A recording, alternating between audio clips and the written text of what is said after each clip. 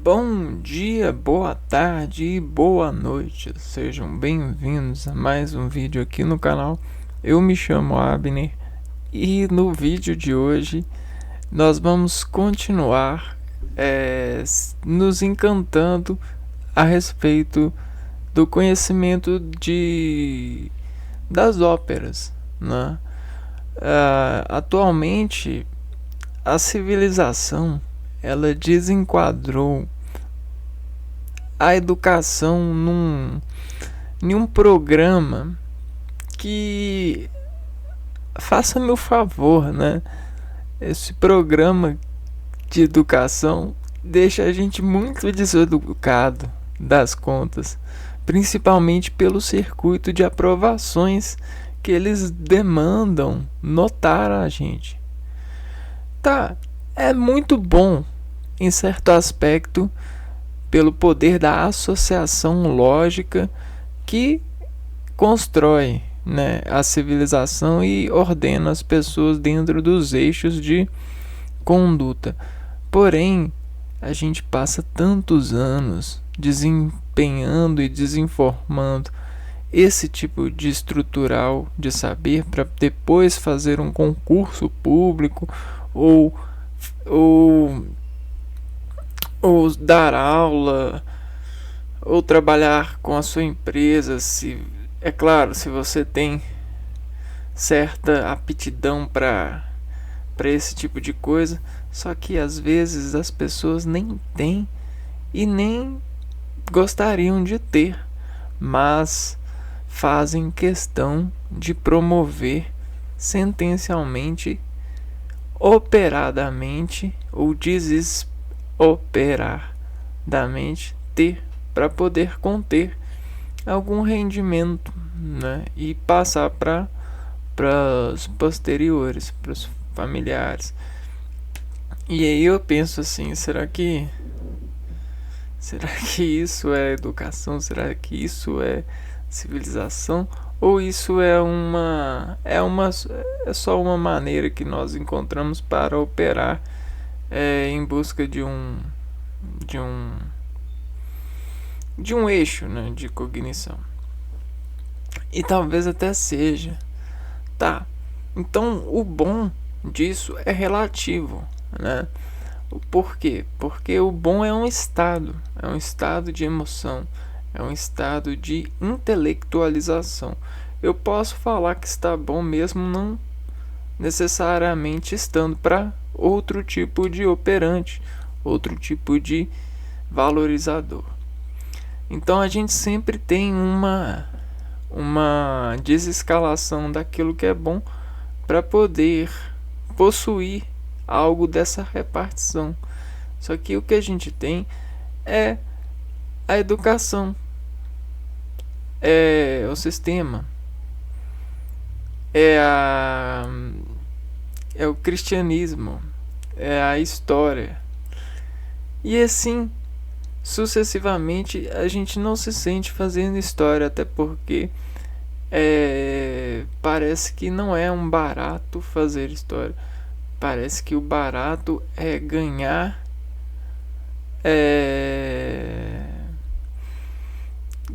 da história, ganhar capital, ganhar rendimento dessa história. Hoje em dia nada vem sobrevivendo mais, né? Não existe. Hoje em dia as coisas que são maravilhosas estão escondidas para a burocracia poder acessar. Quando a gente vê um participo não, né, não burguês da parte, a gente se emociona, a gente fica encantado. Por quê? Por causa da hierarquia, né? Só o burguês consegue passar com a passagem pela burocracia para poder conquistar esses tipos de territórios, né? Territórios adversivalientes, né?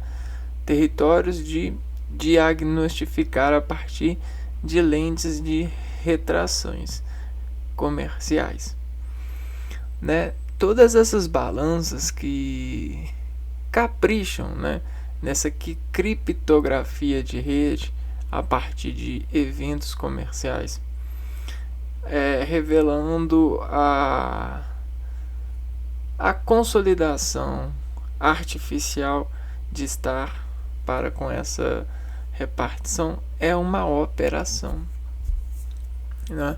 Nós temos essa operação na cadeia desses eventos de troca, né? Trocar é uma coisa que comercialmente desispõe necessidades, e às vezes isso desilustra vergonhas que precisam ser vencidas no palco. Mas que palco é esse? É o palco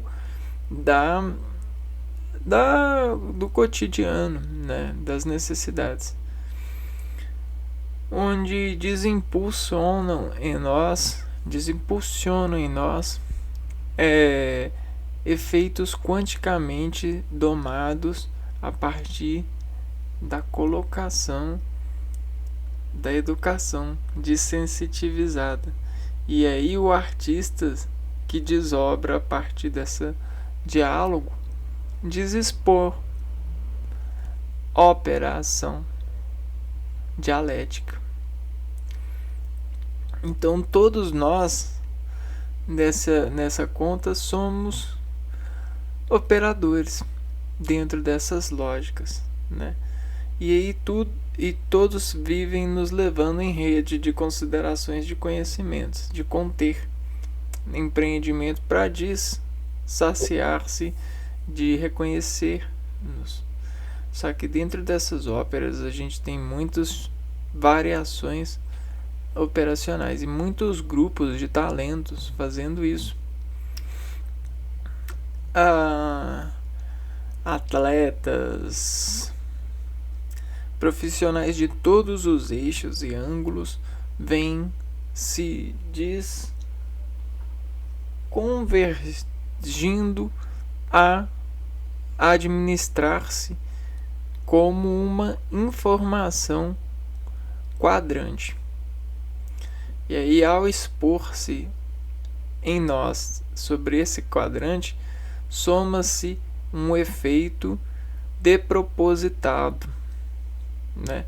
É como se a gente descumprimentasse um propósito e reagisse a efeito de culpado, ou se ocupasse desse efeito, né? Por estabelecer, né, usuário, né, efeito de desconcentrar razão, né, nesse utilitário universal, né? Bom, é elegante, porém nós não temos muita maturidade para confiarmos uns nos outros. Por quê? Porque parece que existe um eixo de desconter medo por um mundo de raciocinar razões. Existem pessoas que arquitetificam em segredo um universo de medos que obstinadamente o ser humano comete e desinfecciona, né, desinterpreta o artista que se ensaia para convergir sentimentos sobre a domesticabilidade da ciência na sua comunicação transitiva direta, na sua comunicação intraversal, né?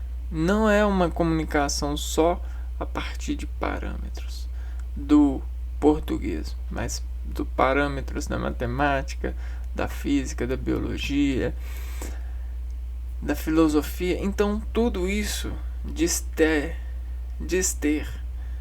ecodimensões na rede, né?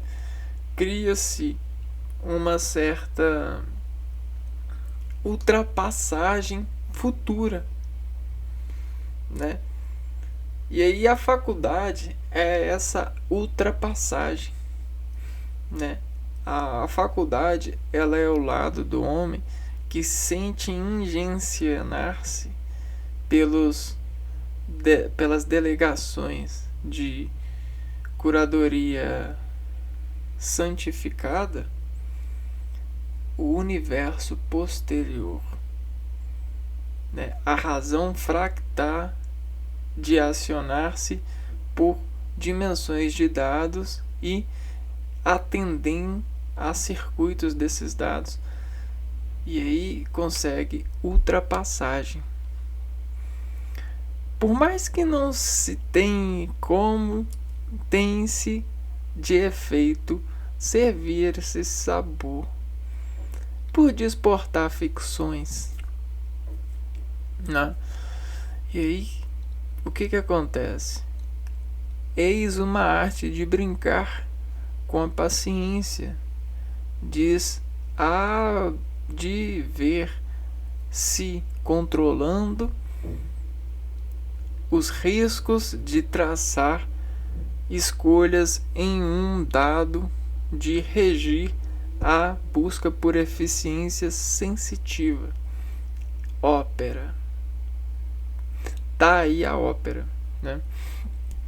Da mesma forma como a gente pega uma bicicleta, uma vassoura, um edredom, um banco, uma camisa, um disparador de perfume, um quadro, e busca adequar operação de consentimento nos nossos bancos de sentidos, de transdução de sentidos assinalados para poder fazer rendimento de comprimento adequado para sentir essas razões.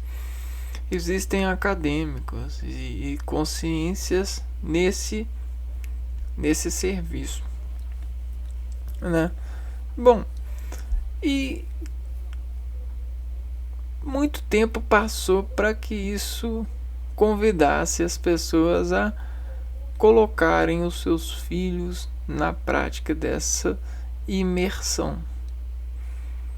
E o barato disso é você não achar que é superior, mesmo fazendo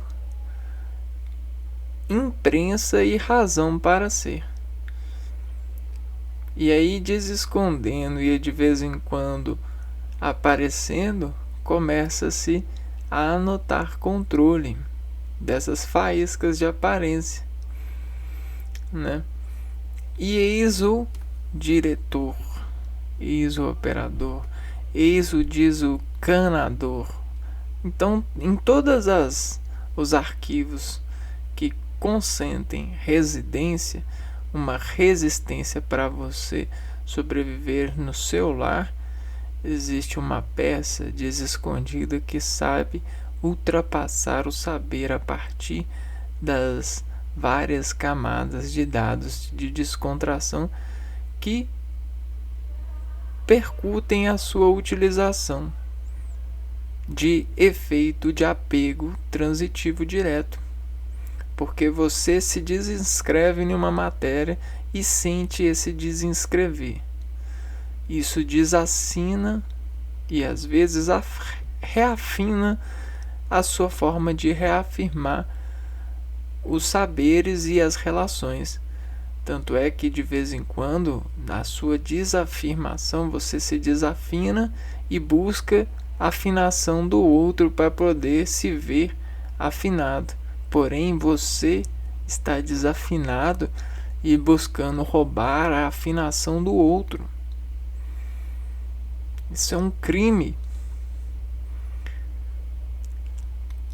Aí acontece muito.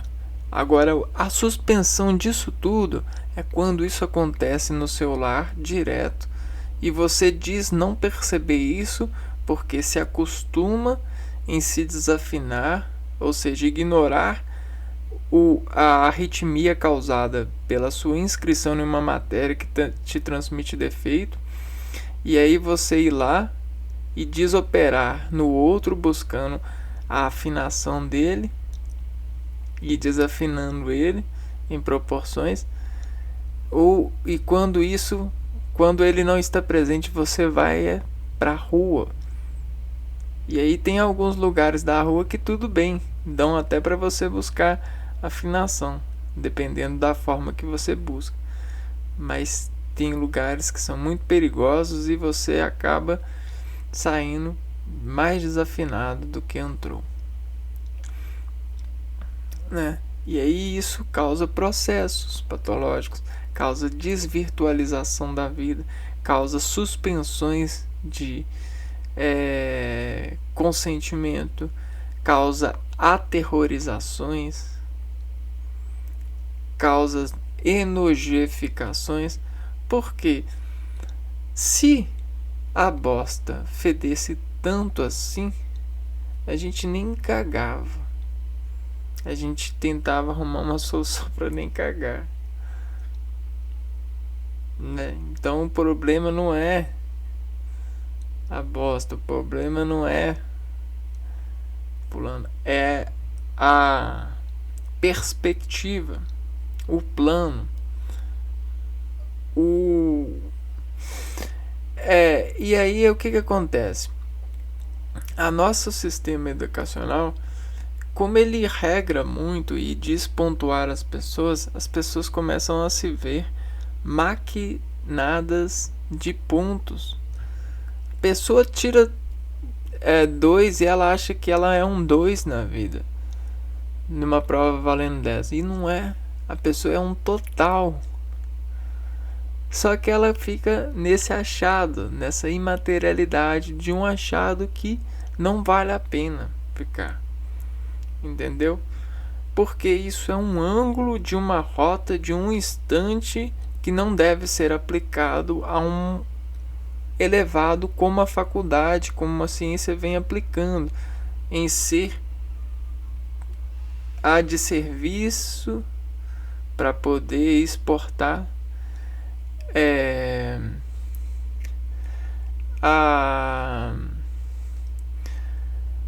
a extração posterior de um dado, né? A relevação,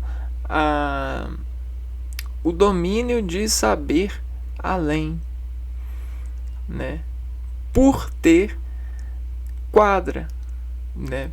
Por ter esse sistema de feixe fechado, né? Então é como se, dependendo da entrada do seu aplicativo, do seu tom, da sua tomada, da onde que você coloca, já é sabido pela faculdade, por esse entomo de sentimento, de repartição artística, de processo de emprego, de processamento de dados, que se sabe o à frente, né? Por quê? Porque é como se só houvesse algumas maneiras de cortar, de gostar. E dentro dessas maneiras, a entrada vai desformar a maneira correta. E a pessoa, ela vai, o tanto de tempo que ela for passar, ela vai insistir nessa maneira e vai brigar por essa maneira, porque ela está dentro de uma forma de maneirada. Porque a observação orgânica, dentro dos sentidos de eixos cognitivos, por inervações e musculaturas, sobre os cálculos da potência em utilização de camadas ativas e movimentos de moléculas, dizem saber esse conceito e desconceituar-se o artista desse preceito, dessa equação. Tá certo. Tá certo, é verdade. Existe esse rendimento quântico, existe essa aproximação. Porém, contrário a isso, existe um domínio, né? Um domínio de graça, né? E aí, embora seja de graça, né, às vezes o preço ele é elevado a uma a uma faculdade de se encostar na gente e desendrogar a gente com contaminação de aprofundamento nervoso. E aí o que a gente fez que não deveria valer dentro de um aprofundamento nervoso, por vale de passagem, começam a desempregar a gente sobre operações, né? Dentro de uma nitidez ou fora dessa nitidez, acontece é que realmente nós temos muito a contar para desenvolver isso, né? Até porque isso são matérias muito constantes dentro dos eixos advocativos, dos eixos médicos, dos eixos comerciais, das seguranças. Então, em toda parte a gente tem esses modelos. Porém, o pessimismo desse modelo está na falha de desenvolver reflexões, né? O universo, ele tem vontade própria. A universalidade, ela consegue se aprimorar, mas quando as pessoas elas abrem mão do pessimismo. Só que dentro de um comércio que vende uma história de conforto sobre razões de conhecer o à frente disso, permite que as pessoas comecem ou passem o tempo delas desenvolvendo predileções para se diferenciar. Então, além disso, existe o lado da burocracia, que faz com que apenas os burgueses consigam tentar empreender-se dentro dos seus balanços de univer a cidade com seu sentido próprio. É claro que existe um sentido que é social, que é lógico e que deve ser respeitado, mas, sobretudo, existe um sentido do ser humano que precisa de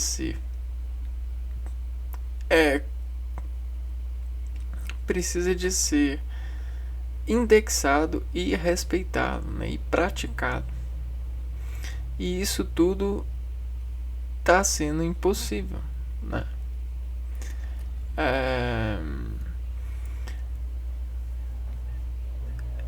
É complicado porque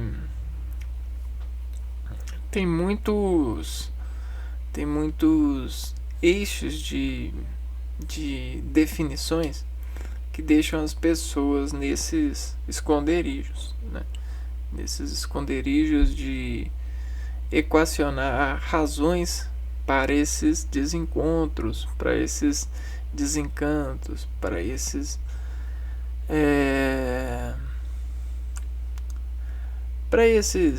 essas resoluções, né? Essa cobrança, essa dispensa, esse lado de possuir nos fez construir uma operação muito ruim, muito pesada para nossos dias a dias, né? E isso sintomaticamente tem sido mostrado com os efeitos, né? Os efeitos que a gente tem visto dentro dessa passagem, né? É muito desconfortante, né, você ter esses problemas todos quando a gente passa a maior parte do tempo passou a maior parte do tempo, né, eu falo o tempo histórico, buscando resolvê-los,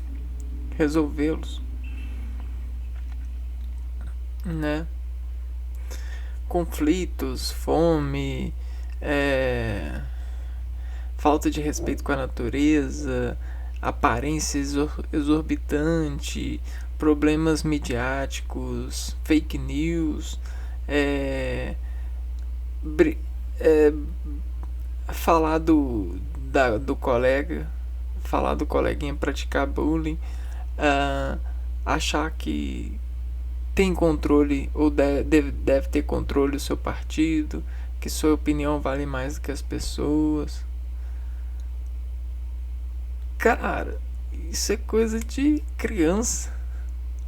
Isso é coisa de criança ficar pensando, né? Como que Deus fez tudo isso tão incrível, né?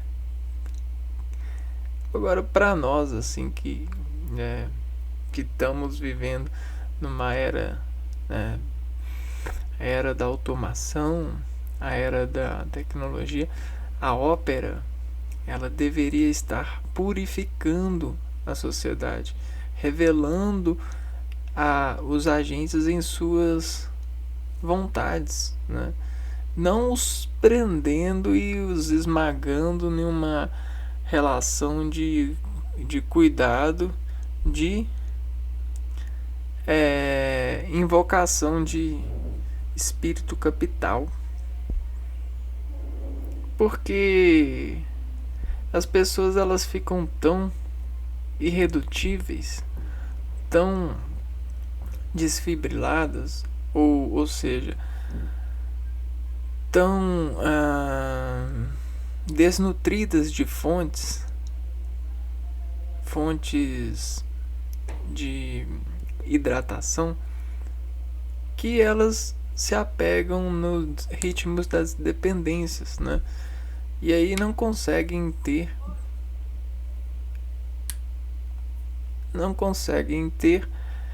um emprego, não conseguem ter uma certa relação de igual para igual com as pessoas.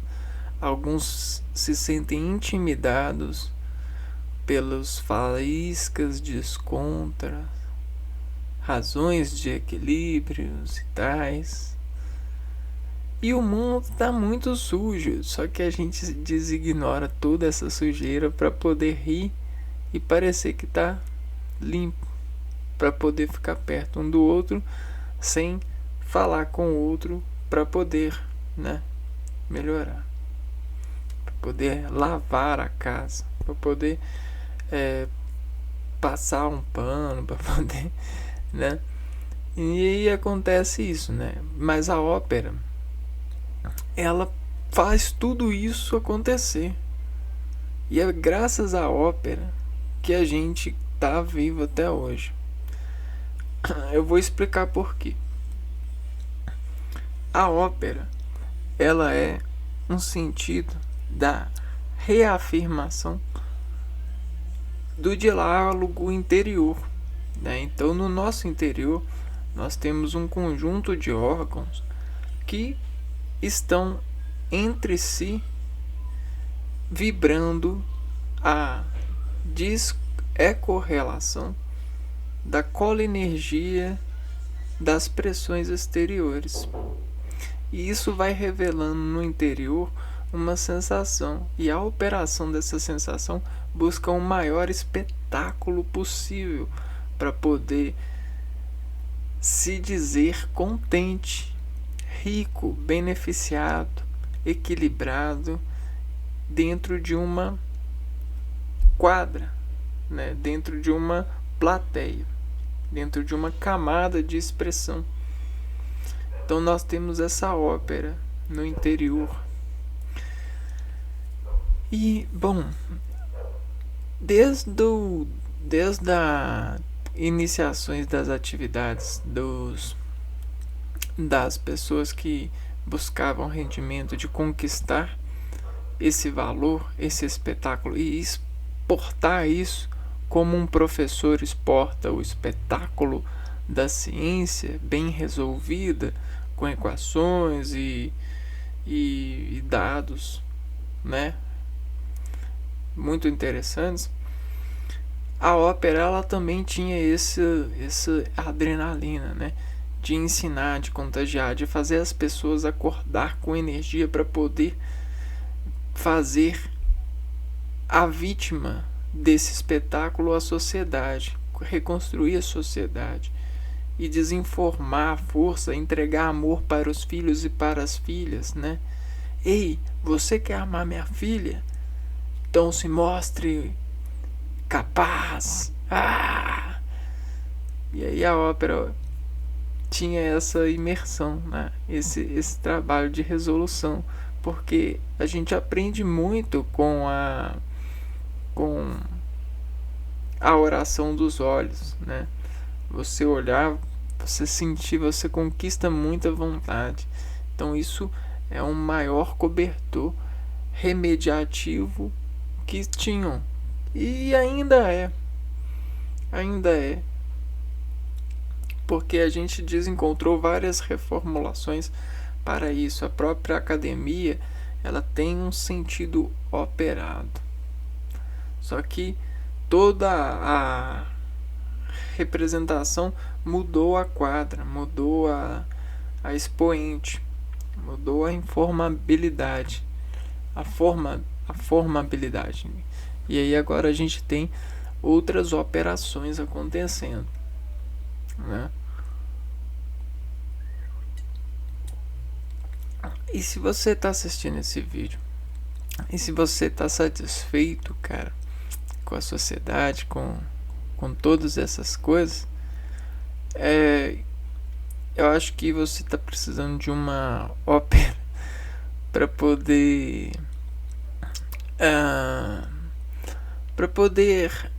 realmente entender que as coisas, conseguir ver, né? Olhar com os olhos do mundo, né? E tentar entender que o mundo não tá essas coisas porque a gente tem essas agências, isso e aquilo que, né, adversionam-se por coletar e identificar dados de suspensões e juntar e desjuntar e deixar passar e deixar acontecer. Não, eu sinto muito, mas o mundo não tá melhor por causa disso, não. Né? Eu acho que isso é uma repartição de amizade para poder despassar, né? Despassar pano para isso, né? Para isso, porque não tá bom não, né? E aí é a consideração, né? Vem desenvolvendo uma comunidade para poder, né, dizer que tá bom, mas não tá bom. Não. E eu digo mais, né? Tem pessoas que, né, desviam os olhares, né, fazem de conta que é por uma causa maior. Tem vários cinismos bem praticados aí, que às vezes dizem a fenda, uns apertinhos que duram bastante tempo, né? Como uma radiação de drama que demora para decair. Por exemplo, um acontecimento importante que demora para poder ser resolvido. E aí eles se seguram nisso, né? E aí ficam contagiados, né? Meu filho passou na faculdade. 4 anos para decair. Eu abri um comércio. Alguns anos a mais, né? Uns 10 anos, sei lá, né? Eu me aposentei. Opa, agora sim, hein? Me aposentei. Agora sim, agora a vida vai começar. Tive meu filho. Nossa, e aí? Agora é a vida inteira, vai decair a vida inteira, né? Pronto, resolveu o problema, né? Tá maduro para poder viver o resto da vida, né? resolver o problema. E aí eles se seguram nisso, né? Se seguram nisso, praticam isso, qualquer organização vai bem, mas não é bem assim não, né? Existe muita muita gente escondida aí com fontes. E isso não é bom. Deixa a gente muito, sei lá, corrompido, né? No final é tudo uma traição, uma verdadeira traição shakespeariana, né? É o camarada esperando um amor que não é o amor que ele esperava, né? A moça esperando um casamento, mas que não era o que ela esperava, que todos as contavam, né? E aí quando desconta isso, a vontade é de fazer o prédio desmoronar ou se desmoronar-se do prédio, né? É exatamente isso, o suicídio, né? Sempre à beira de um precipício. Essa é a verdade que muitos operadores lógicos bem lá nas ágoras da vida tentavam passar e exportar para as suas comunidades, com histórias de degladiadores, de feiticeiros, de amores intensos, de traições. É tudo isso buscando transmitir o sentimento que potencializaria as pessoas a de ver e se entregar ou lutar contra eles. É aquela voz toda ordenhosa, com efeito de quedas mesmo. É só a gente colocar uma música, uma ópera, que a gente nem precisa abrir os olhos, é só abrir os ouvidos e se relaxar para passar como um filtro os dados e deixar os sentidos florir. Cara, é como se a gente se teletransportasse por sentido de aclamar os nervos em emoções, né? E isso é a tecnologia mais avançada que o homem pode criar. Pode sentir, pode gostar. É aquela que a própria informação biológica faz e causa. É informação biológica. Estou falando de transmissão direta. Não estou falando de transmissão elétrica, não. Né? Apesar de ter um padrão bem próximo, a gente está falando de massa de gente.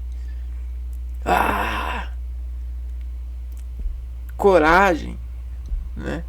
A gente está falando de verdadeira forma do homem e não uma forma projetada em laboratório, sintetizada por hierarquia de padrões investigados pela pura matemática, pela equalização dos poderes de resolução científica e pelas melhores informações químicas dos elementos em contrações que fizeram a matéria se modelar no melhor dispositivo lógico para receber e desintegrar dados dessa comoção.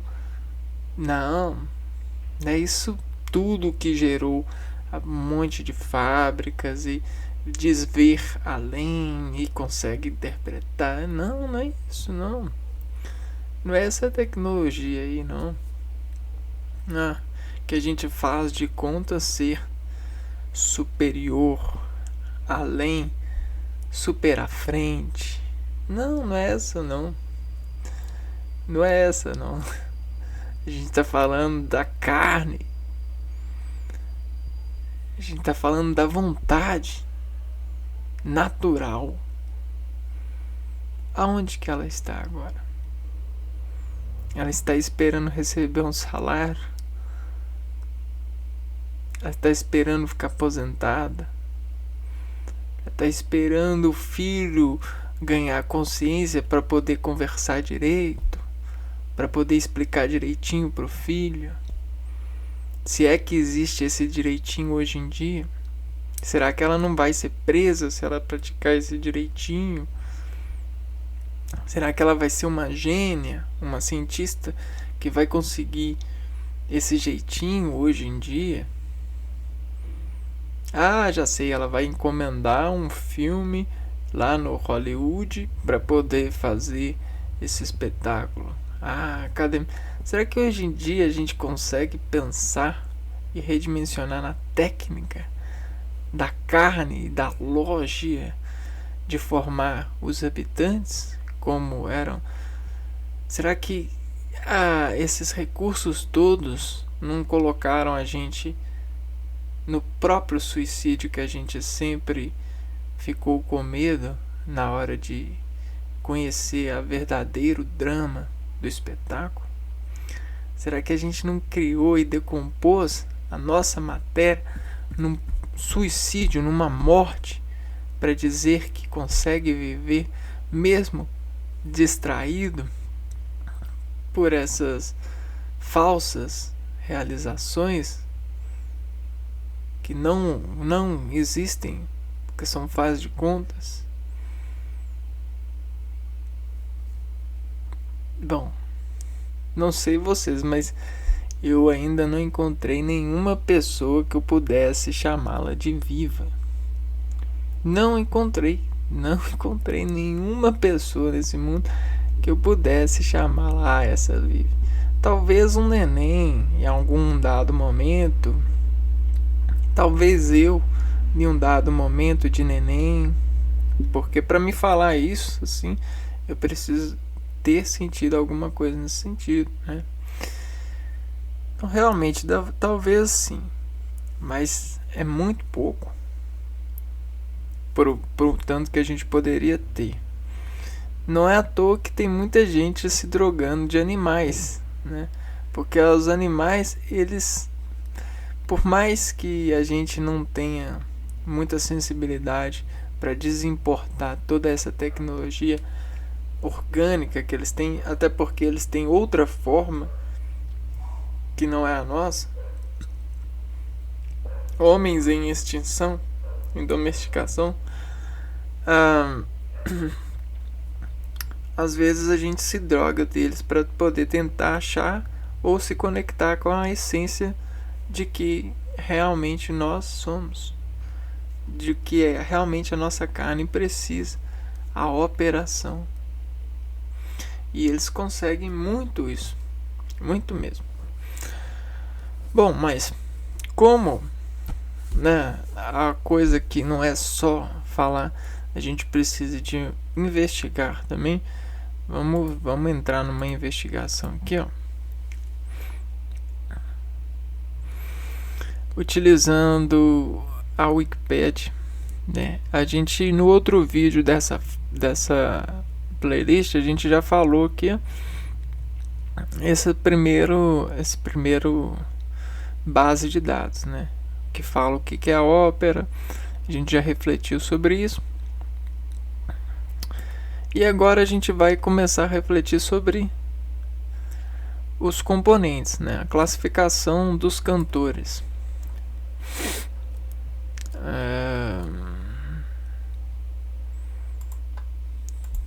Vamos mandar aqui, ó, ópera.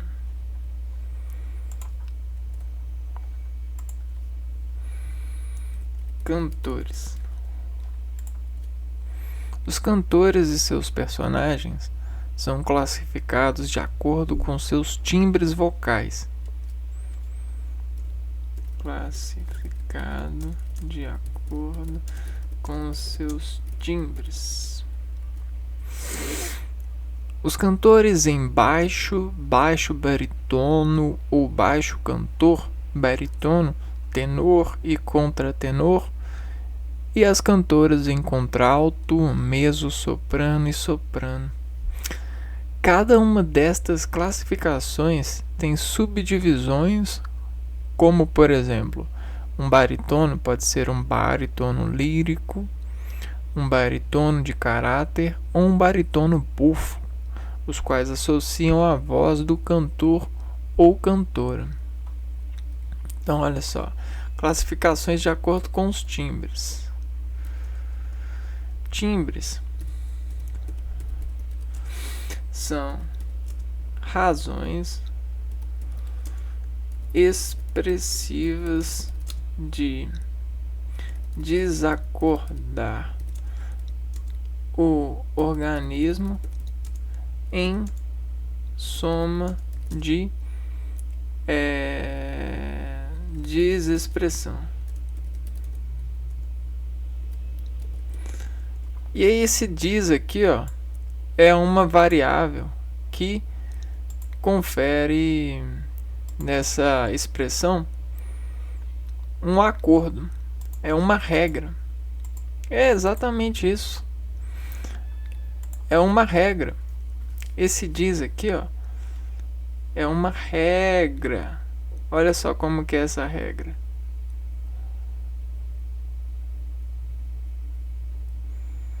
Tá vendo? E aí ela vai, ó,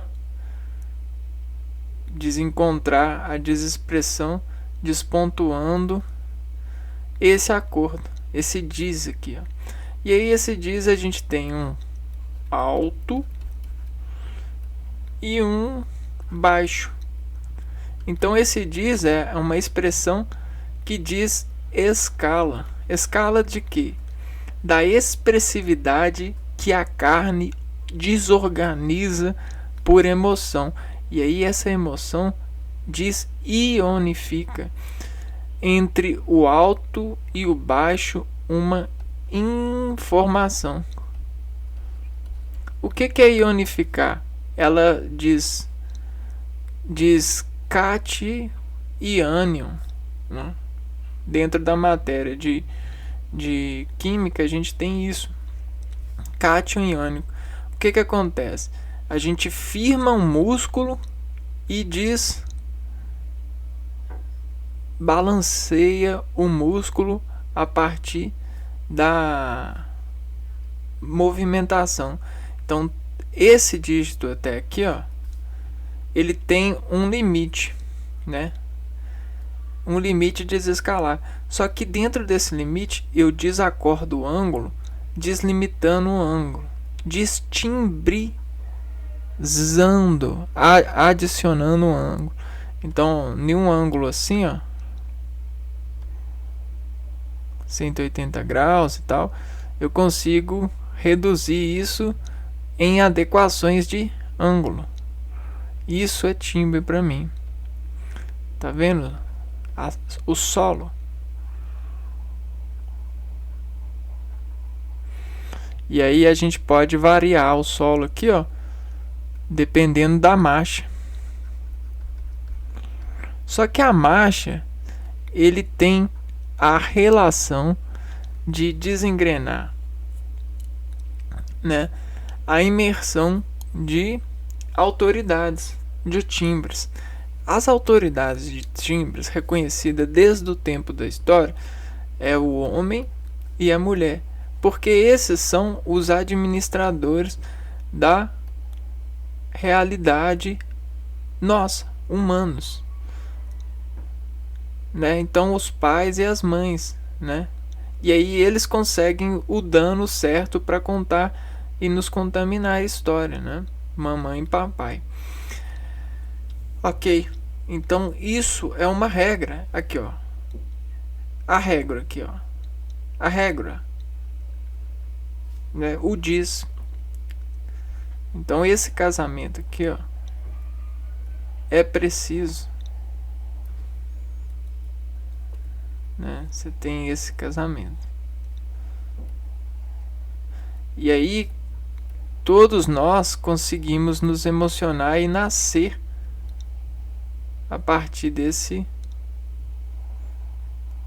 trabalho conjunto, né?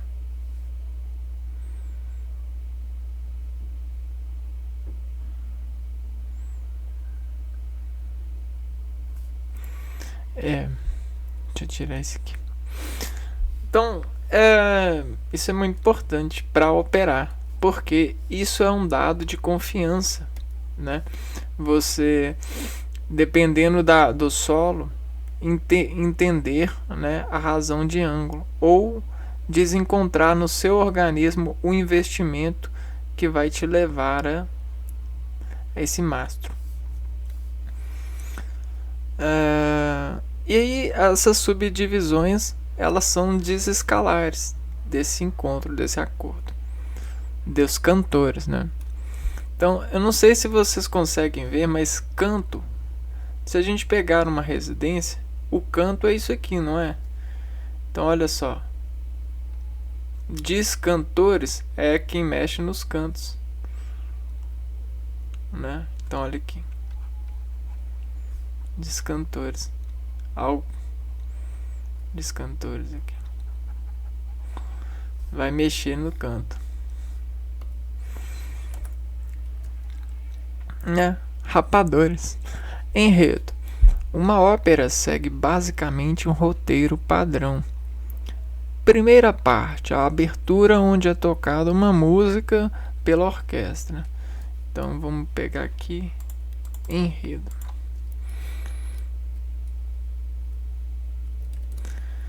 Tá. E agora a gente entra no enredo. Tá. Esse enredo, ele precisa de ser um padrão. Mas por que ele precisa de ser um padrão? Porque ele vende ao organismo. E o organismo, por mais que a gente tente desconhecer o organismo na diferenciação, o organismo, ele tem um certo padrão de associação com a natureza. Por quê? Por causa da forma.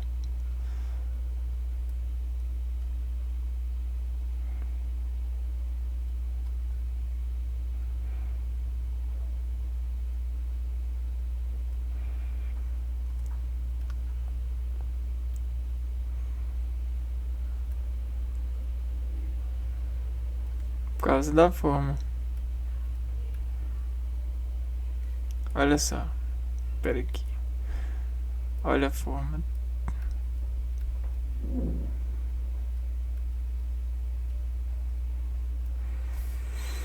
Né? Forma, folha.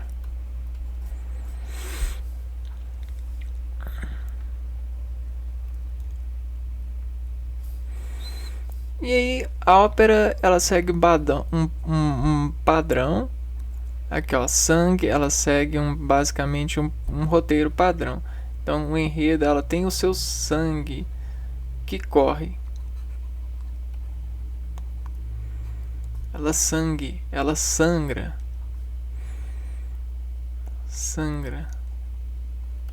segue. Primeira parte, a gente tem a abertura, onde é tocada uma música pela orquestra. Abertura. Quando a gente nasce, a gente sai por uma abertura. Quando a gente tem a abertura lá, e aí a gente nasce. Quando a gente vai entrar, a gente entra a partir de uma abertura. A gente passa por uma abertura, né?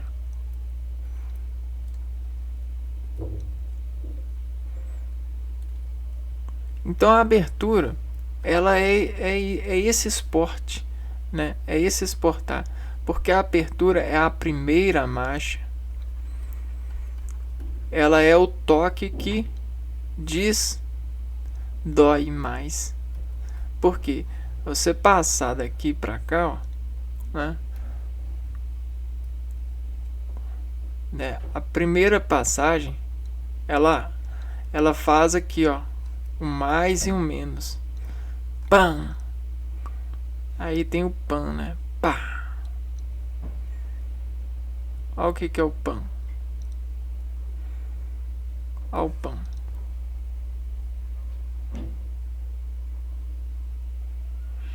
E aí, ó, depois que ele desenforma, né? Ele vai decaindo aqui, ó.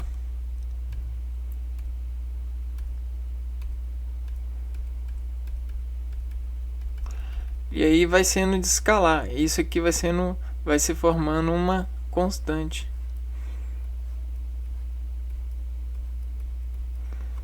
Proporcional. Vai ganhando proporcional. E a proporção vira uma rima, né?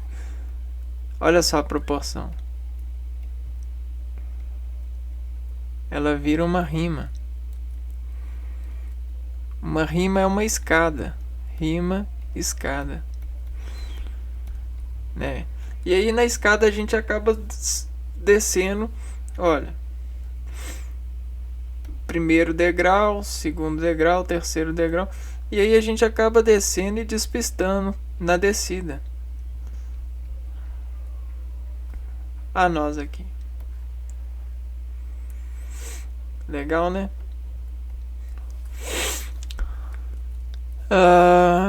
E é onde é tocada a música pela orquestra, seguida por recitativo, onde os atores ficam dialogando.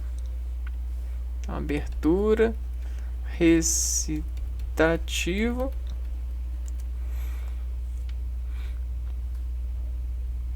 Os personagens secundários participam do coro, enquanto os participantes interpretam as áreas, composições para voz solista.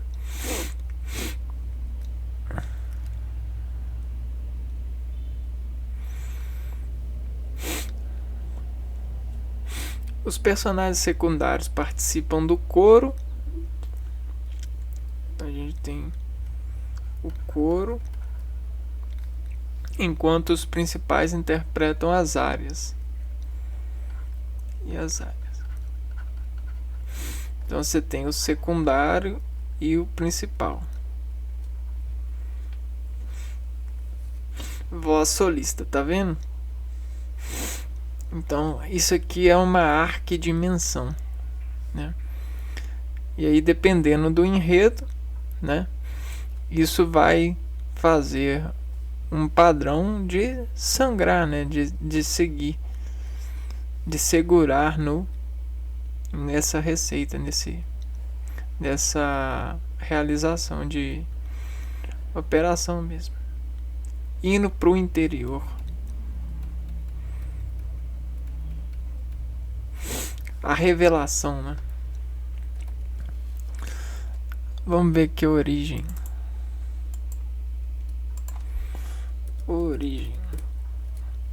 O termo ópera provém do latim opera, plural, de opus, obra, na mesma língua, sugerindo que esta combina as artes de canto coral e solo, recitativo e balé em um espetáculo encenado.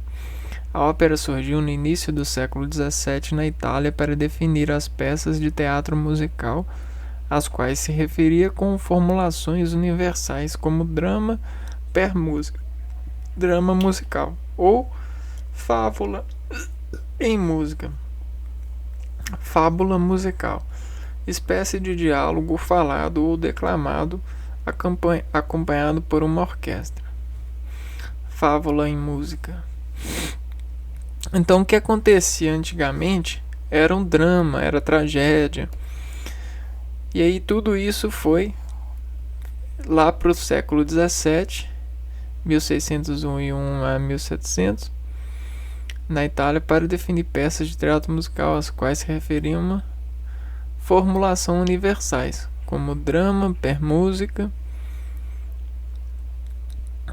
Devido ao seu local de origem, A maior parte das óperas é encenada em latim ou italiano. Suas origens remontam às tragédias gregas e cantos carnavalescos italianos do século XIV.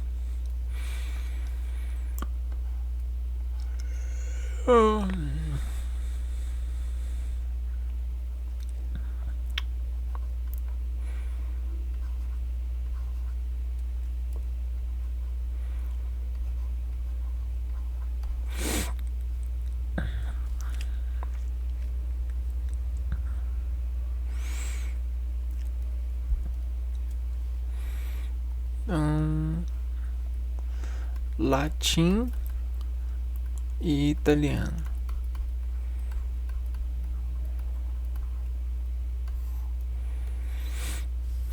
A primeira obra considerada uma ópera data aproximadamente do ano 1594 em Florença, no final do Renascimento, chamada de Daphne.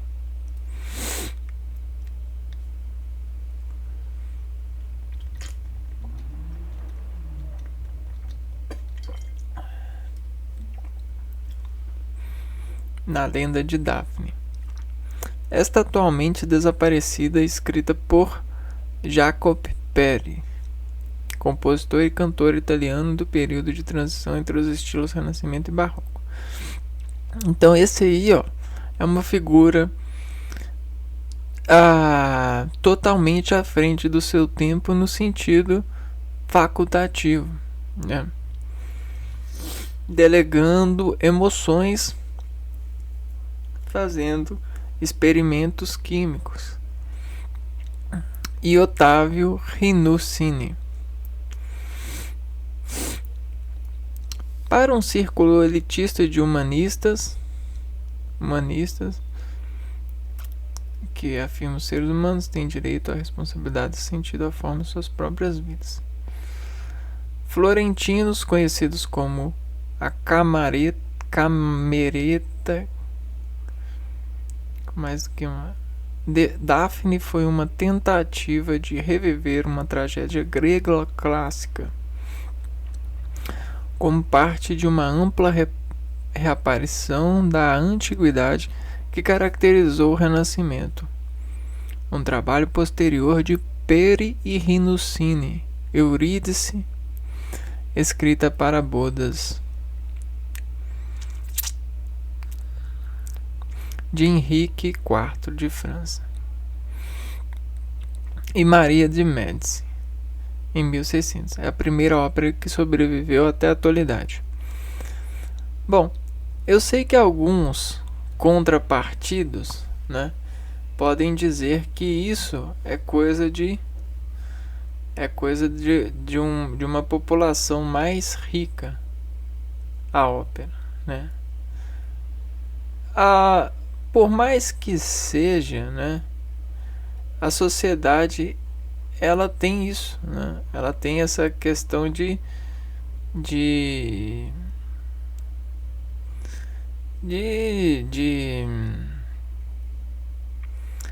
cuidado, né? E aí o cuidado, ele precisa de se atentar a tudo. A palavra dado. Então, se colher dado, né, vai fazer com que você consuma só aquilo que lhe é saboroso, aquilo que lhe dá sabor, né, que imprime, né? Então não é essa questão de dar uma chance, é uma questão de impressão, né? E aí isso tudo, quando depois que surge, começa a se escalar, né? Mas o surgimento ele sempre é difícil mesmo. Você precisa de um incentivo. E aí você provar que isso é bom, às vezes você precisa atacar ou você precisa de mostrar com outras uniformidades de dados, né? Você precisa de colher outros tipos de dados. Então, por exemplo, eu tenho que falar para você que a ópera salvou muitas vidas. A ópera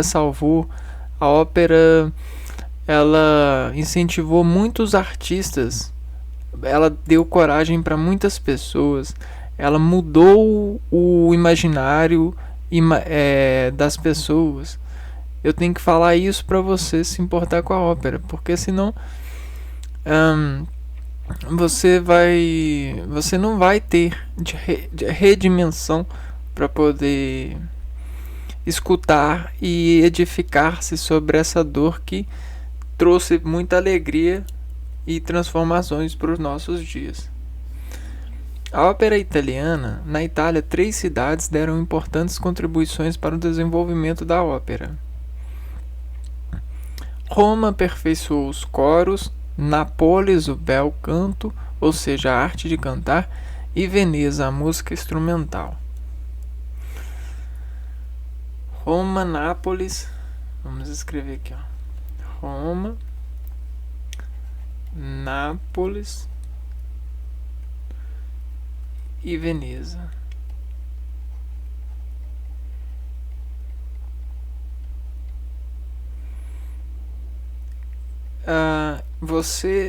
Eu tenho que te dizer que você é grato pela ópera, mesmo não se dando conta da gratidão que você tem pela ópera.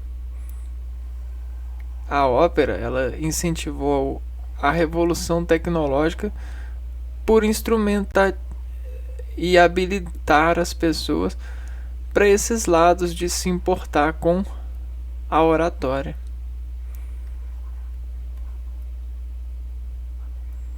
Né?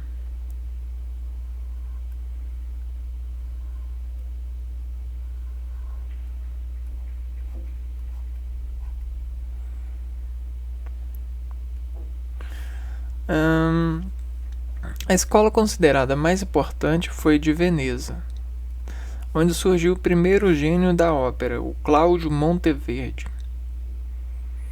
Compositor, maestro, cantor e gambista italiano. Nascido em Cremona, foi membro da sociedade Os Filarmônicos de Bologna, onde realizou processos na arte musical e contribuiu com o crescimento do drama lírico com suas óperas. L'Orfeo, uma das primeiras obras catalogadas como ópera, foi composta por Cláudio Monteverdi. Em 1607, L'Arianna, segunda ritorno de Ulisse in Patria, e L'Incoronazione de Popea. É uma ópera séria constituída de um prólogo em 3 atos.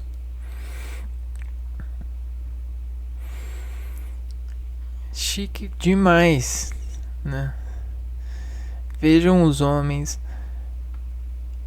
Isso aqui era uma consolidação muito corajosa, né?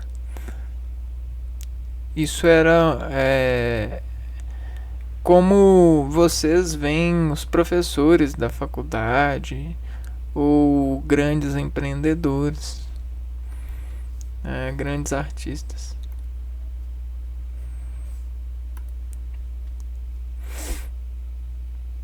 Vamos ver aqui, ó.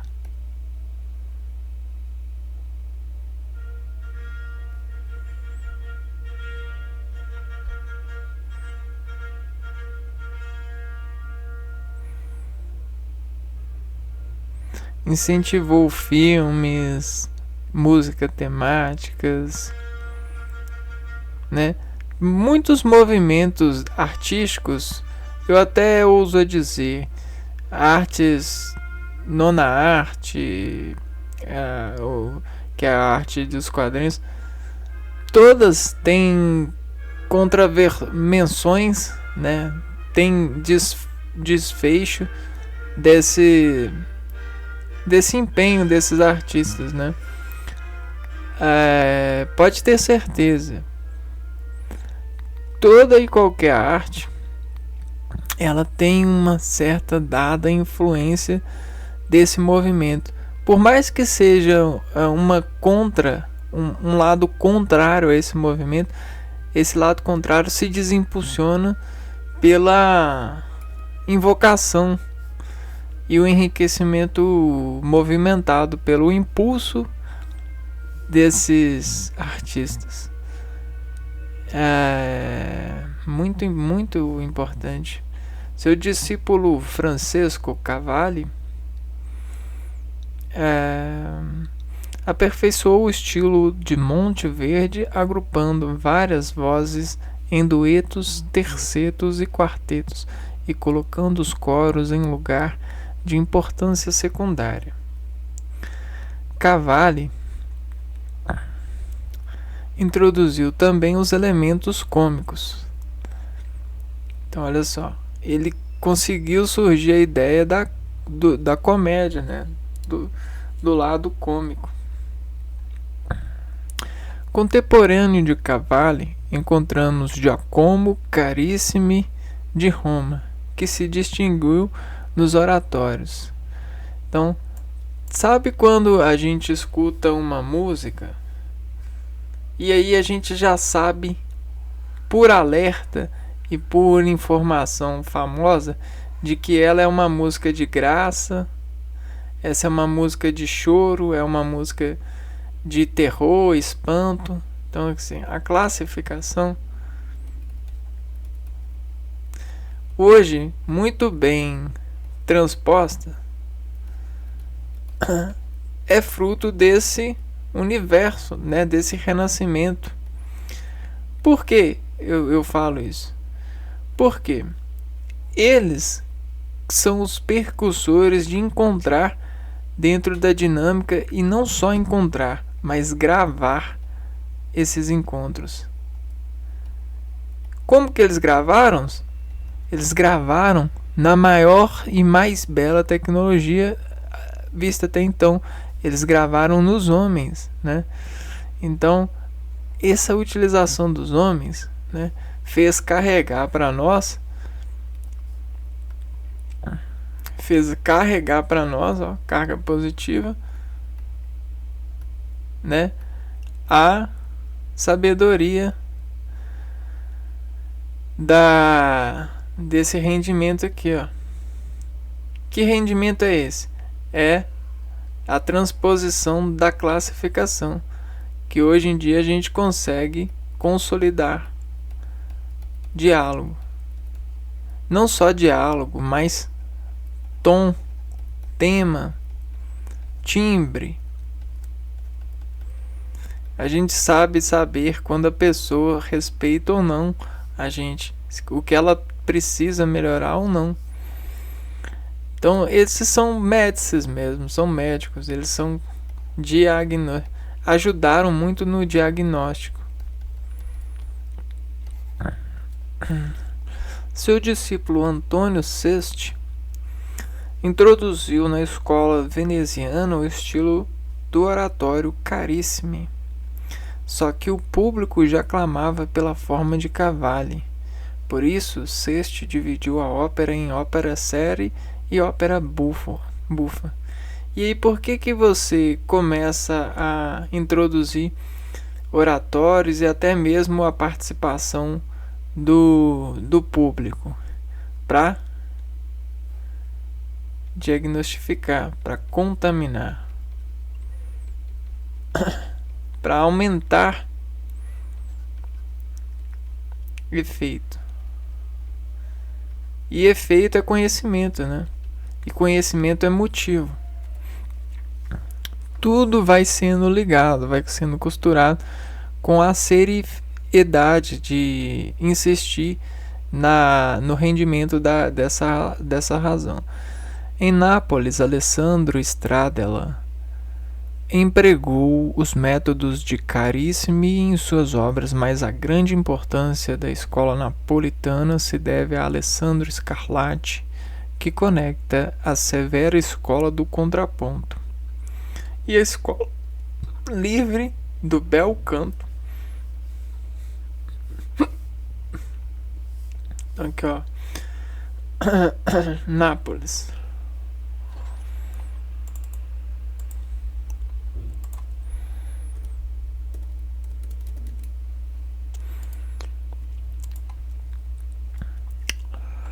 Alessandro Stradella, métodos de Carissimi em suas obras, mas grande importância da escola napolitana se deve a Alessandro Scarlatti. Era Pietro Alessandro Gaspari, compositor italiano de grande importância para a música lírica do período barroco. Conecta a severa escola do contraponto, escola do contraponto, o argumento sonoro, e a escola livre do bel canto. Bel canto. Canto belo, né? A melodia adquire maior influência e graça, e as áreas tomam forma de recitativo. Scarlatti usou também a forma de abertura. Então a memória, que hoje a gente tem um sistema mais capacitado para memória, vem desses repercussores, né? Os seguidores de Scarlatti foram Nicola Porpora e Francesco Durante, que teve ilustres pupilos, dentre eles Nicola Logracino, Nicola Porpora, Nicola Antônio Jacinto Porpora, Francesco Durante, Niccolo Piccinni. O inventor do concerto final, o Niccolo Piccinni, que desenvolveu ainda mais esta forma durante o período de Gluck em Paris.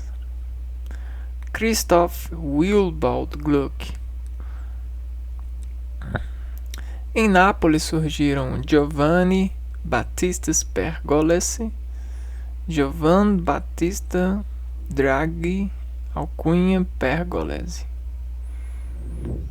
compositor, organista e violinista italiano de óperas e música sacra do período barroco, que escreveu uma obra notável, La Serva Padrona.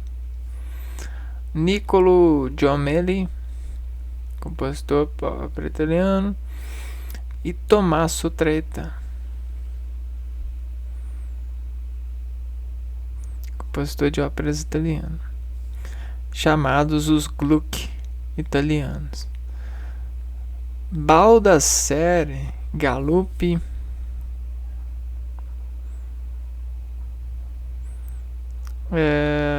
considerado o pai da ópera bufa e o maior expoente na ópera séria. Giovanni Bononcini, Giovanni Paisiello,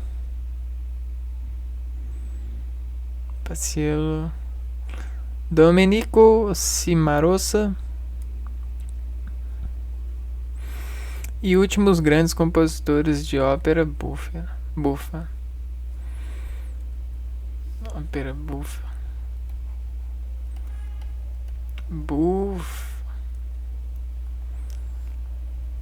Tem só.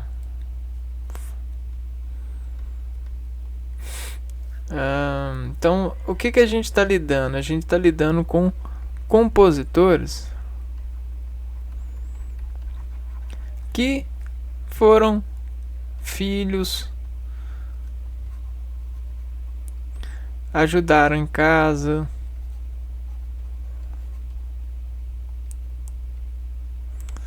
foram orientados.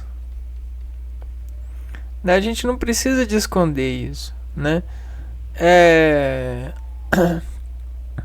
Cortaram, aprenderam a respeitar os pais, respeitar, a dividir, né, acolher, e tudo isso foi brotando faíscas de sentimento. Só que essas faíscas de sentimentos encontraram um varal de plantar a costura deles. E essa costura virou uma expressão. E essa expressão, ela virou tão íntima de um organismo que foi desexportada. E a partir da importação desse desexportar, todas as pessoas sentiram o prazer dessa composição. Ópera.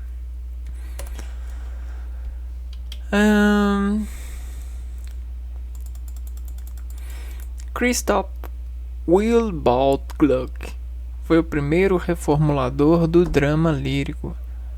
Depois de obter considerável fama na produção de óperas italianas convencionais, foi para a Inglaterra, mas não satisfeito com as condições existentes para a ópera e a fim de estudar mais, foi para Paris, onde se sentiu muito atraído pelas obras de Jean-Philippe Rameau. Retornando a Viena, dedicou-se novamente aos estudos, tentando sempre estabelecer uma relação mais íntima entre a música e o drama. Em 1762 estreia a ópera Orfeu, a fim de aplicar muitas de suas teorias. Mas foi somente com Alceste, em 1767, que se consagrou como um dos principais compositores de drama lírico do mundo.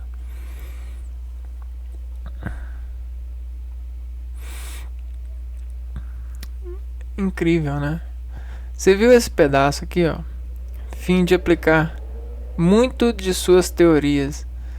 Então, a genealogia da teoria parte de muito da camada íntima do ser, né? Então, o lado teórico tem muito essa questão.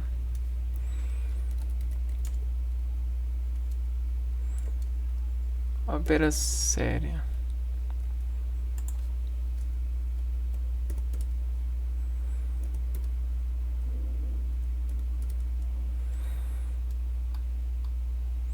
A ópera séria, também conhecida como drama, per música ou melodrama sério, refere-se a um estilo nobre e sério da ópera italiana que predominou na década de 1710.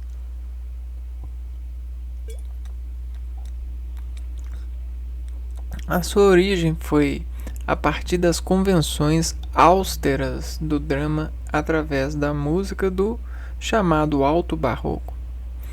O próprio termo era pouco usado na época e só se tornou comum depois que a própria ópera séria saiu de moda, pois se apresentava muito elaborada com várias cenas diferentes, sem se importar com a temática dramática e com presença de grandes coros, sem nenhuma temática também dramática. A orquestra era meramente um acompanhamento.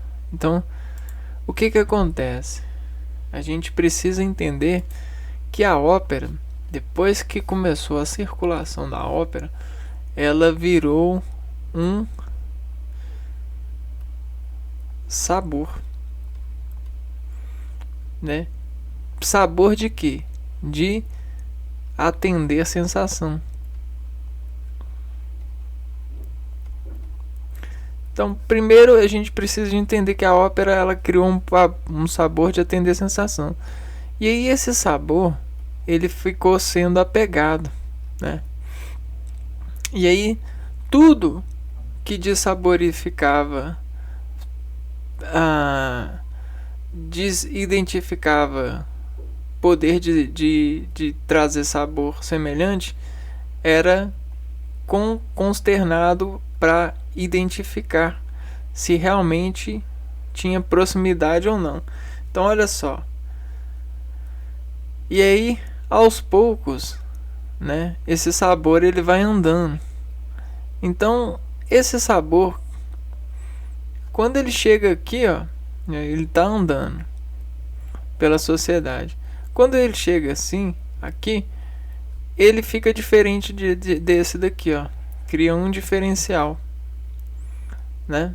Ele vem daqui, ele passa para cá. E esse diferencial é com o tempo e a desimportação do sabor. Porque várias pessoas elas vão criando uma confluência, né? Uma confusão desses dados. Conflui, né? Conflui e chega num dado delimitante. Esse dado aqui, ó, ele para a sociedade vai ser um elo, vai ser um novo elo de sabor. Então, quando a pessoa tá nesse elo de sabor aqui, ó, quando a sociedade ela vem para cá, e aí alguém produz algo parecido com o que estava antes, esse algo é criticado. Porque o sabor ele tá para cá, ó. Então ele só pode andar para cá. Entende? Essa é a decente obra do serviço, né? De servir.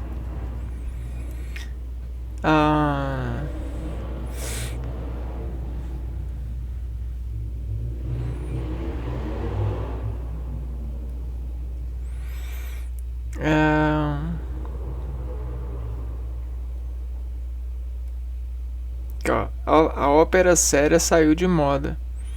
O próprio termo, pouco usado na época, se tornou comum depois que a própria ópera séria saiu de moda, pois se apresentava muito elaborada, com várias cenas diferentes, né?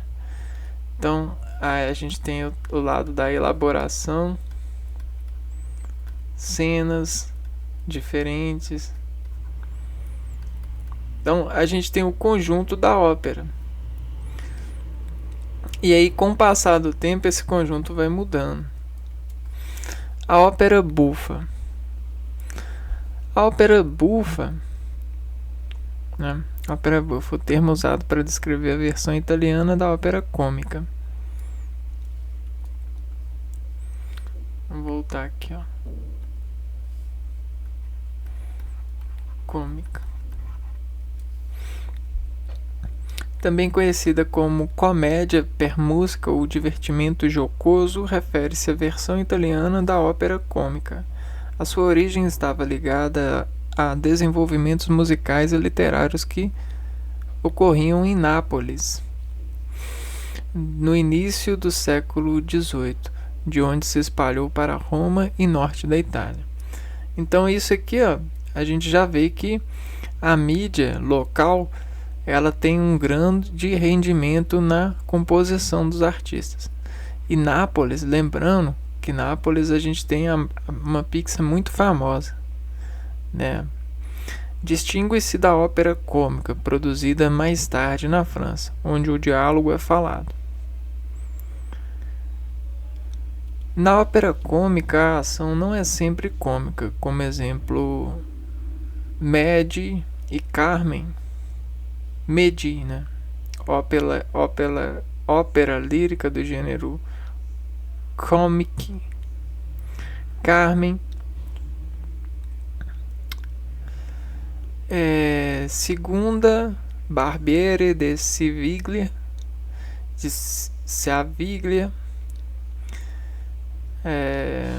ópera bufa em 2 atos de composição italiana, e Rossini.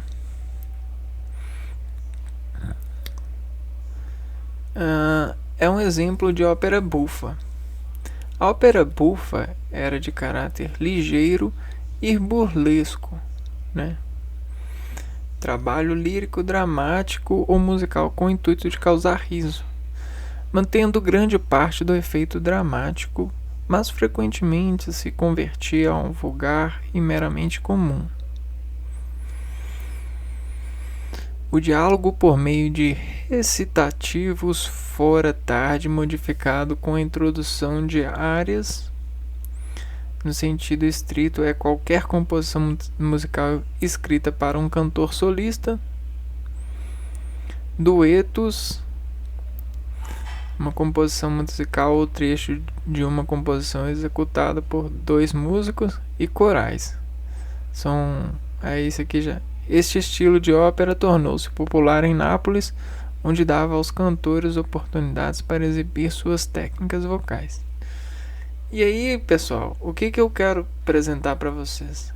Uma administração das dimensões que a gente pré-codignifica entender sobre as raízes musicais, né? Raízes musicais. Então, por mais que alguns instrumentos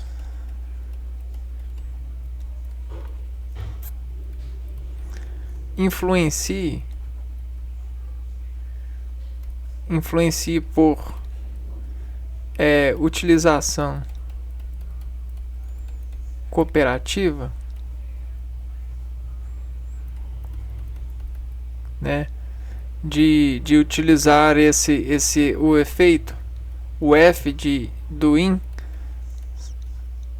dos ins, para poder compor a ação, né? As raízes, elas são muito mais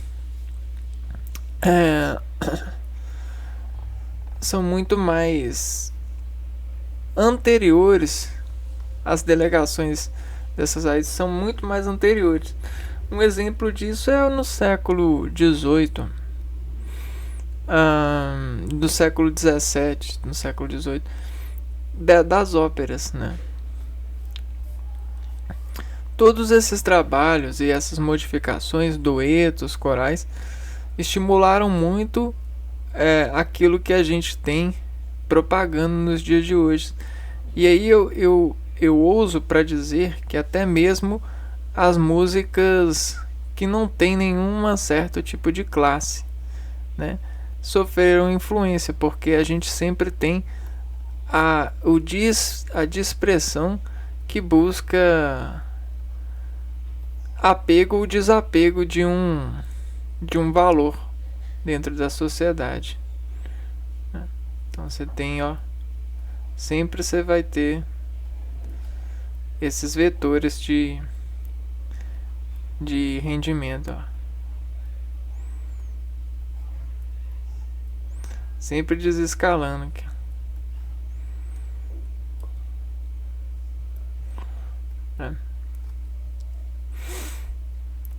E rodando.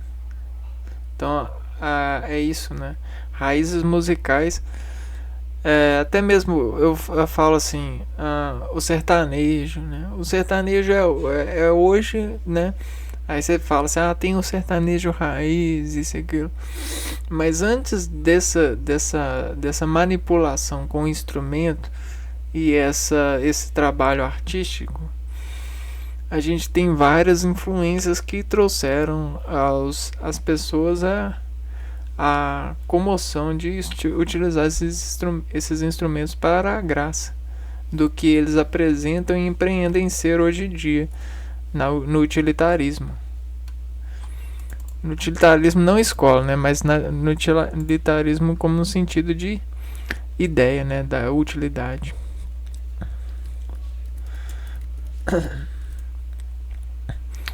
Bel canto. Bel canto é um estilo do início do século XIX presente na ópera italiana, que se caracterizava pelo virtuosismo e os adornos vocais.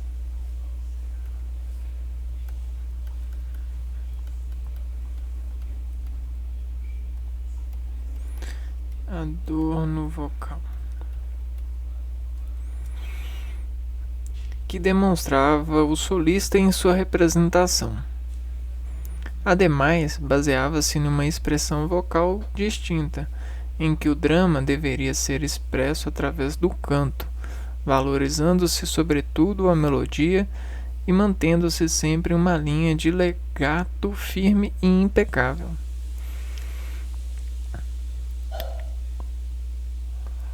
O que é legato?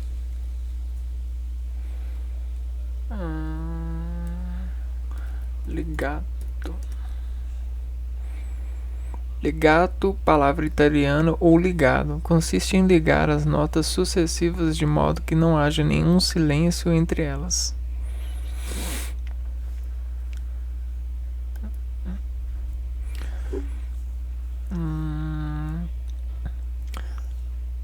O estilo bel canto contém alguns dos personagens mais complexos e dramáticos do repertório operístico, como a Norma de Bellini, ópera trágica em 2 atos de Vincenzo Bellini, e a Lúcia de Lammermoor, uma ópera de 3 atos, e Donizetti. Era contudo uma forma e expressão particular alinhada aos ideais do romantismo. Então, a ópera era como um programa que você gosta hoje em dia. Era como uma... A ópera era como uma vocação do homem sonhar em ser.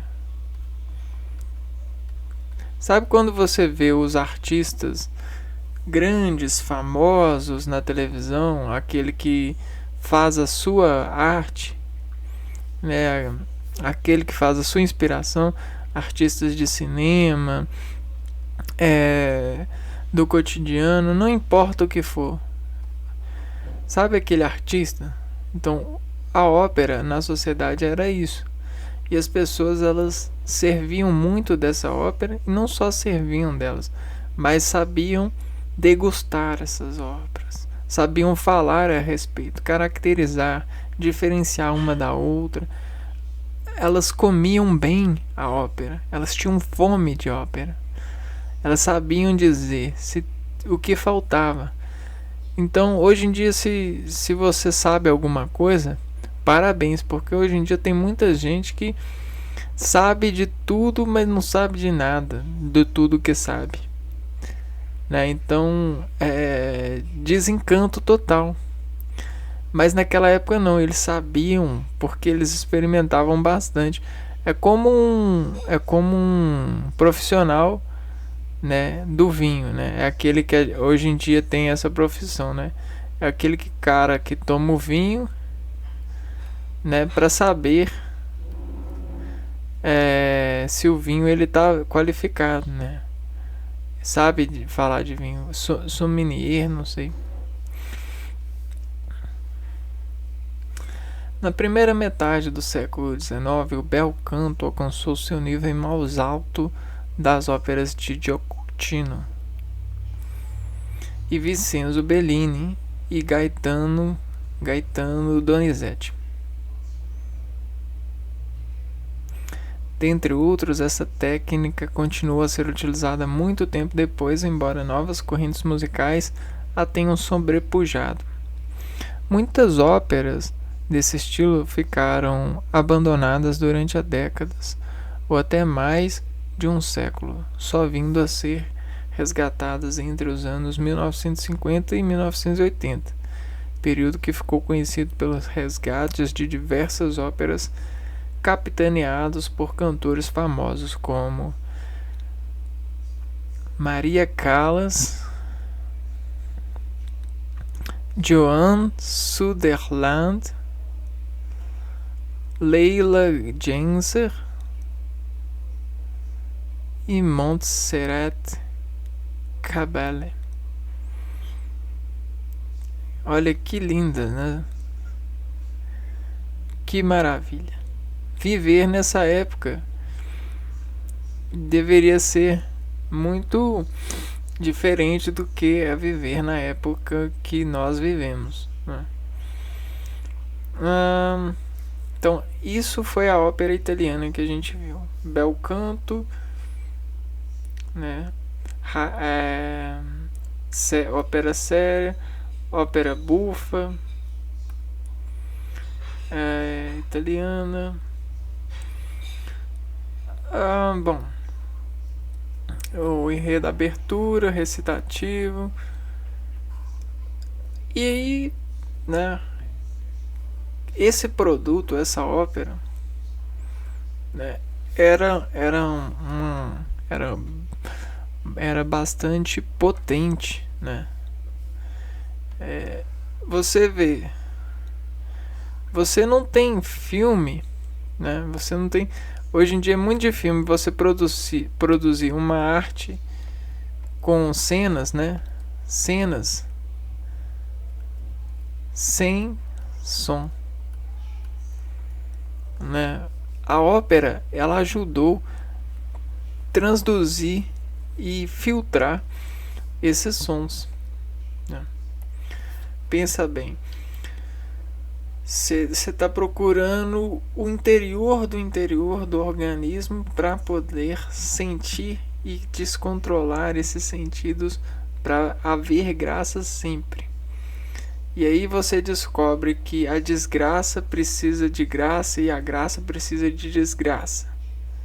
E aí você pega e contorce isso tudo numa classificação e aí descobre os sons e constrói pessoas que desempresarificam esses sons com potências e domestificações de contrastes e controles por não só encenar, mas também por desimportar-se no sentido do treino, teimosia, né? O ensaio.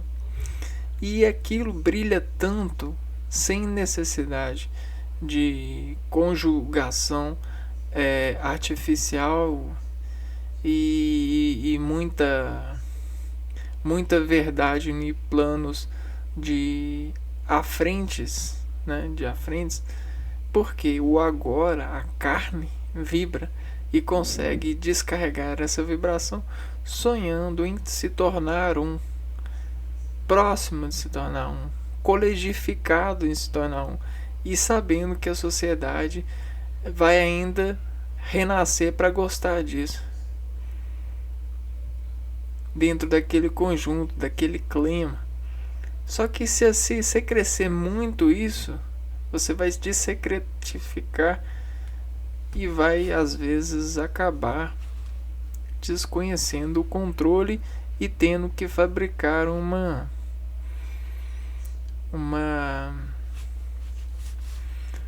falsa impressão de controle. Porque ninguém vai gostar, por mais que controlado fique, ninguém vai se dar por conta de um prazer de ser controlado, né? A gente precisa do prazer de ser controlado, né? A gente precisa de chamar pelo controle. Venha me controlar, me controle. Eu preciso do seu controle. O seu controle me edifica. Você sabe sobre mim, né? E quem sabe sobre nós? Não é os nossos pais? Não é a arte da comunidade que a gente vai servir? Então é isso, né? Por que a gente tem tanto problema com isso, né? Tantas traves disso. Por que a gente precisa de tanto meritocracia, tanto dinheiro, tanto poder de compra? Porque tem tanta artificialidade de produto que comemora ser melhor que o outro? Nessa ópera de comércios e enfeites de áreas, né? Se a gente não tem coragem nem de parar para encarar, a gente não tem tempo para parar e nem encarar 2 que a gente fica indeciso, esse ou aquele, esse ou aquele, esse ou esse, esse ou esse. E aí o tempo vai passando e fala, opa, não tem tempo não, vai o mais caro. Não, vai o mais barato. Vai o mais famoso. Vai o que tá na promoção. Vai o que tem mais curtida. Vai o que tem mais gente assistindo. Vai o que tá mais na... A gente virou babaca. A gente tá muito babaca, né? Olha o que a gente deixou acontecer, né? A gente destruiu o show. A gente desoperou tudo. A gente desesperou a nossa presença e construiu vários tipos de doenças para nos suportarem. Se não na saúde, que seja nas doenças, né? E aí a gente alienou. Mesmo que as pessoas não queiram, a sociedade, o SUS dos atentados, das razões, precisam nos operar, não é mesmo? E a gente fez questão de nos arriscar, porque a gente quer carro e quer estar no risco do acidente por isso. Porque a gente quer volumes de carros, a gente quer o espetáculo das luzes enforcadas em uma corrente de asfalto e agressões desconvertidas pela educação dos freios. Cuidado, né? A gente quer leis de trânsito, a gente quer gente operando nisso, ou gente operando naquilo, gente se operando disso, se engravidando de dados disso, de sabendo que sabe mais disso, de sabendo que sabe mais daquilo. No fundo, sem motivo algum, né? Por quê? Porque a gente não tem tempo para ter motivo.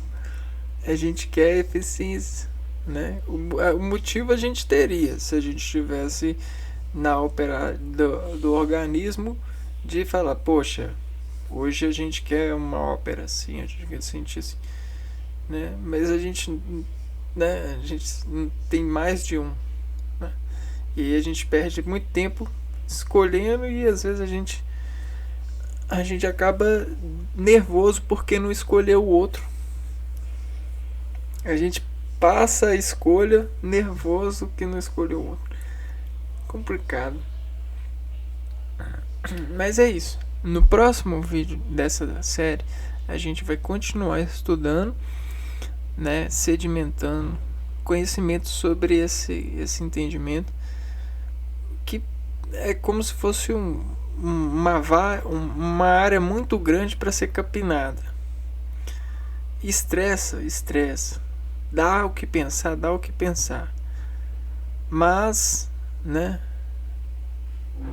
respondendo aos desestresses dos conceitos de pensamento, a gente vai continuando até conseguir sobreviver, né? Ou seja, saber mais sobre isso. Então, esse é o desfecho do tratamento aqui, né, do canal. E aí a gente se vê no próximo vídeo falando mais de ópera. No caso, a gente vai começar a ópera francesa. Um abraço para vocês e até a próxima. Fui.